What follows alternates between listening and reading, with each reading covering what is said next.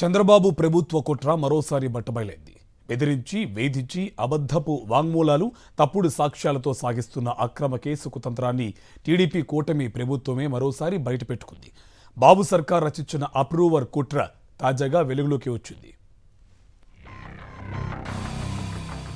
Liquor అక్రమ కేసులో beverages corporation మాజీ ఎండీ వాసుదేవరెడ్డి, మాజీ ఉద్యోగి సత్యప్రసాద్ ను ఇప్పటికే వేధించి మరీ అబద్ధపు వాంగ్మూలం నమోదు చేయించిన కూటమి సర్కార్ తాజాగా వారి ద్వారా అప్రూవర్ కుట్రకు తెగబడేందుకు యత్నించింది.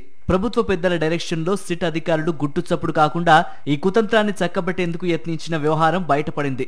వైఎస్ఆర్సీపీ ప్రభుత్వం పారదర్శకంగా మద్యం విధానాన్ని అమలు చేసినట్టు చంద్రబాబు ప్రభుత్వం పరోక్షంగా అంగీకరించింది.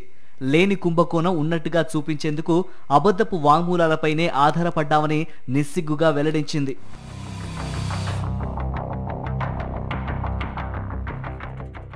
రాష్ట్ర ప్రభుత్వ వ్యవహారాలతో గాని మద్యం విధానంతో గాని ఏమాత్రమూ సంబంధం లేని వారిని కూడా ప్రభుత్వ పెద్దల సూచనల మేరకు A30 నుంచి A40 వరకు నిందితులుగా పేర్కొని సిట్ అరెస్టు చేసింది. వారిలో ప్రపంచ స్థాయి సిమెంట్ దిగ్గజ సంస్థ వికాట్ కంపెనీ డైరెక్టర్ బాలాజీ గోవిందప్పతో పాటు పలువురు ఉన్నారు. ఇదే కేసులో నిందితులైన వాసుదేవరెడ్డి, సత్యప్రసాద్లను బెదిరించి అప్రూవర్లుగా మారేందుకు అనుమతించాలని వారిద్దరితో విజయవాడ ఏసీబీ కోర్టులో పిటిషన్ వేయించాలని పన్నాగం పన్నింది.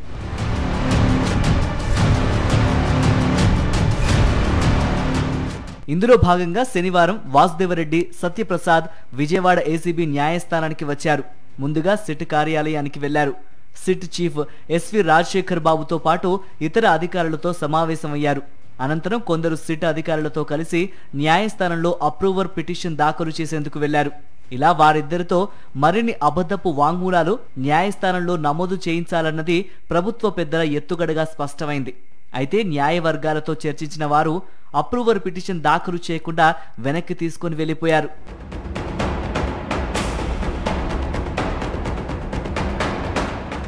వాసుదేవరెడ్డి, సత్యప్రసాద్ అప్రూవర్ పిటిషన్లు వేయకుండా వెనుదిరగడంపై సిట్ అధికారులు ఆందోళనకు గురైనట్లు సమాచారం. వీరిద్దరూ ఎదురు తిరిగితే ఈ అక్రమ కేసు పూర్తిగా నీరుగారిపోతోందని బెంబెలెత్తిన సిట్ అధికారులు ఈ విషయాన్ని ప్రభుత్వ పెద్దల దృష్టికి తీసుకువెళ్లారు. వారి ఆదేశాలతో కొత్త ఎత్తుగడ వేశారు. వాసుదేవరెడ్డి, సత్యప్రసాద్ హైకోర్టులో ముందస్తు బెయిల్ పిటిషన్ దాఖలు చేయించారు. ఆ ముందస్తు బెయిల్ పిటిషన్లను న్యాయస్థానంలో వ్యతిరేకించకుండా సహకరిస్తామని సిట్ అధికారులు వారికి చెప్పినట్టు సమాచారం.